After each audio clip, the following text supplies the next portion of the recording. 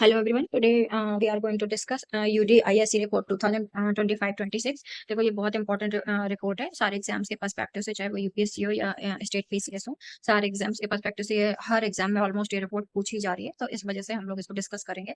And even interview में भी ये रिपोर्ट पूछ ली जाती है, तो इसलिए ये बहुत इंपॉर्टेंट रिपोर्ट है। ये जो इंडिया का स्कूल एजुकेशन सिस्टम है उसके ऊपर बेस्ड रिपोर्ट है। एंड इसमें हम लोग देखेंगे कि स्कूल इंडिया में टोटल स्कूल्स कितने हैं, टीचर्स की क्या सिचुएशन है, जो स्टूडेंट्स हैं उनकी क्या सिचुएशन है, ओवरऑल जो हमारा एजुकेशन सिस्टम है इंडिया का उसके ऊपर पूरी बेस्ड रिपोर्ट है, तो इसलिए बहुत इंपॉर्टेंट है। So okay, so let's go in deep. तो सबसे पहले हम लोग इसमें देखेंगे कि ये रिपोर्ट कितने स्कूल्स को कवर कर रही है। तो इसमें 14.8 लाख यानी करीब आसपास 14 लाख स्कूल्स को ये कवर करती है। उसमें से टीचर्स जो हैं उनको 1 करोड़ के आसपास है, और 26 करोड़ स्टूडेंट्स हैं जो एनरोल्ड हैं इन इन जो स्कूल्स हैं इनमें, राइट। और ये जो रिपोर्ट है ये एक तरह से जो हमारा न्यू एजुकेशन पॉलिसी आई थी उसके बेसिस पे क्या चेंजेस हुए उनको भी कहीं ना कहीं ये यहाँ पे एनालाइज करती है, राइट। अब देखो जैसे ये रिपोर्ट है, इसमें कुछ नेगेटिव पॉइंट्स के बारे में भी बात करी गई है और कुछ पॉजिटिव पॉइंट्स के बारे में भी बात करी गई है। जैसे अगर हम लोग नेगेटिव पॉइंट्स की बात करें अगर इसमें सबसे पहले, तो इसका जो सबसे ज़्यादा हाइलाइटेड पॉइंट है ये है कि करीब 1 लाख के आसपास स्कूल ऐसे हैं इंडिया में जिनमें सिर्फ एक टीचर ही है। यानी इतने सारे बच्चे हैं, इतने सारे टीचर्स हैं, इतने सारे सब्जेक्ट्स होते हैं, लेकिन टीचर सिर्फ एक ही है, वही सारे सब्जेक्ट पढ़ा रहा है, वही सारी क्लासेस ले रहा है, राइट। तो ये एक बहुत सोचने वाली बात है। और ये अभी ये सिचुएशन तब हमारे सामने आई है जब अभी रिसेंटली सरकार ने ये बोला है कि उन्होंने टीचर्स की संख्या बढ़ाई है जो स्कूल्स में, जो पहले के कंपैरिजन में अभी जो टीचर्स की संख्या है वो बढ़ी है।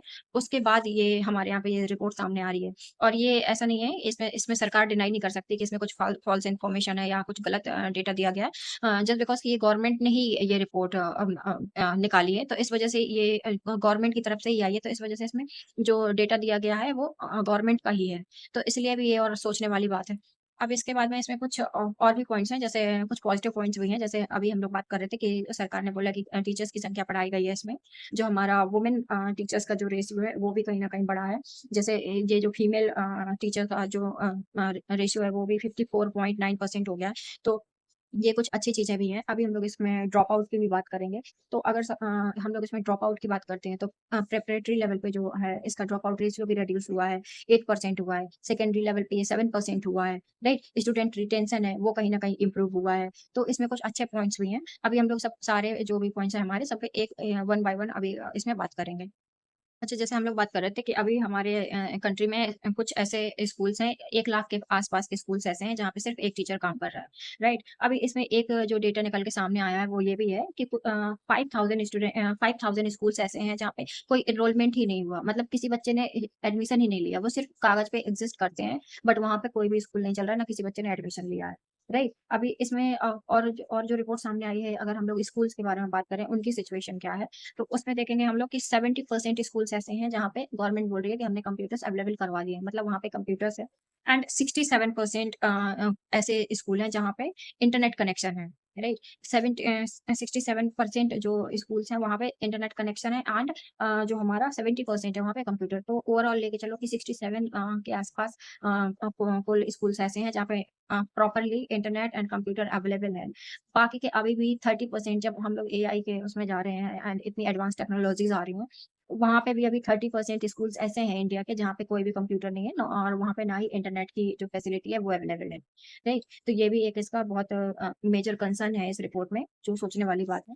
नेक्स्ट है हमारा जो प्लेग्राउंड है। जैसे यहाँ पे बताया गया है कि जो प्लेग्राउंड की जो नंबर है वो रिड्यूस हुआ है। मतलब परसेंटेज जैसे अभी इस बार 1% जो इसमें है रिडक्शन आया है, मतलब वहाँ पे भी लोगों ने स्कूल बना लिया, कॉलेज बना लिया, जो 81.5% निकल के आया है रिसेंटली, राइट?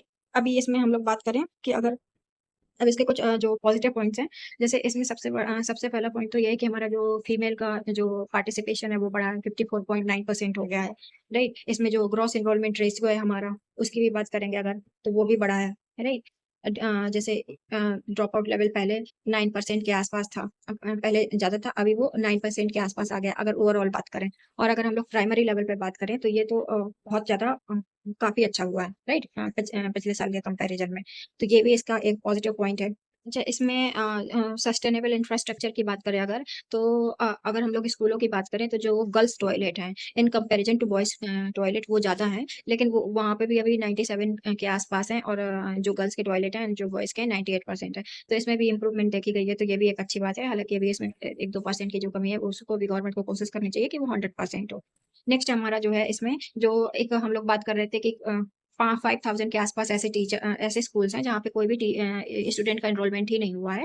तो उसमें उसमें भी हम लोग देखें अगर तो उसमें भी 3% का रिडक्शन निकल के सामने आया है, जो कि एक अगेन एक अच्छी चीज़ है कि इस लेवल पे काफ़ी अच्छी चीज़ें यहाँ पे निकल के सामने भी आई हैं इस रिपोर्ट में, राइट? अभी इसमें अगर एक चीज़ की और बात करें हम लोग यहाँ पे रेन वाटर हार्वेस्टिंग सिस्टम कि इंडिया के कितने परसेंट स्कूल हैं जहाँ पे ये एग्जिस्ट करता है। तो इंडिया में केवल 30% स्कूल ऐसे हैं जहाँ पे ये एग्जिस्ट करता है। जबकि अभी हम लोग देख सकते हैं कि वाटर की कितनी शॉर्टेज हो रही है और कितनी प्रॉब्लम्स मतलब बहुत सारे स्टेट ऐसे हैं जहाँ पे वाटर की शॉर्टेज फ़ील होना ऑलरेडी शुरू हो गई है, राइट? या ऑलरेडी है वहाँ पे। उसके बावजूद भी सिर्फ 30% इंडिया में ऐसे स्कूल्स हैं जहाँ पे हमारा रेन वाटर हार्वेस्टिंग सिस्टम है। तो ये भी एक मेजर कंसर्न है इस रिपोर्ट की, जिसको हमें ध्यान देने की ज़रूरत है। अच्छा, हम लोग अभी एक जो इम्पोर्टेंट पॉइंट है वो है कि ड्रॉप आउट की बात करें अगर, सपोज़ करो कि जैसे बच्चे प्राइमरी में एडमिशन लेते हैं, फिर उसके बाद सेकेंडरी में एडमिशन ही नहीं लेते, ड्रॉप आउट कर देते हैं। तो उसकी क्या सिचुएशन है? तो अगर हम लोग ड्रॉप आउट लेवल की प्राइमरी लेवल पे बात करें तो ये काफ़ी अच्छा इम्प्रूवमेंट आई है और ये सिर्फ 1.8% रह गया है अभी, राइट? पिछले साल के कंपैरिज़न में। और अगर हम लोग मिडल की बात करें तो ये 3.6% है, जो कि हमारा पिछले के कंपैरिज़न में काफ़ी अच्छा है। क्योंकि ड्रॉप आउट से क्या होता है कि अगर लड़कियों का ड्रॉप आउट लड़कियाँ ड्रॉप आउट करती हैं तो उनकी बहुत कम एज में शादी हो जाती है, जिसकी वजह से उन्हें फर्दर प्रॉब्लम होती है, हेल्थ प्रॉब्लम्स होती हैं एंड अदर प्रॉब्लम्स होती हैं। और नेक्स्ट है अगर जो लड़के हैं अगर वो ड्रॉप आउट ले लेते हैं तो वो चाइल्ड जो लेबर है उसमें लगा दिया जाता है उनको या एक तरह से मज़दूरी में लगा दिया जाता है।